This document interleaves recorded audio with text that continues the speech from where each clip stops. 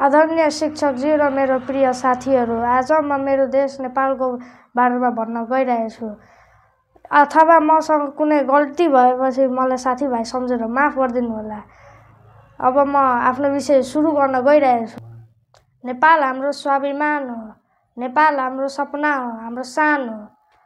अनि नेपाल हाम्रो जबसम्म म सास लिन्छु तबसम्म म गर्वको साथ भन्छु, यो म नेपाली हो। मेरो देश नेपाल हो। सानो छ, नेपाल सानो छ, तर यसको दिल धेरै ठुलो छ। यसको हावापानी र यसको ममताको शिखरमा छ। अनि नेपालमा धेरै प्रकारको जात जाति र धर्महरू छन्। यसमा नेपाल कुनै पनि समयमा झुकेको छैन, कसैको हुकुमतमा चलेको छैन।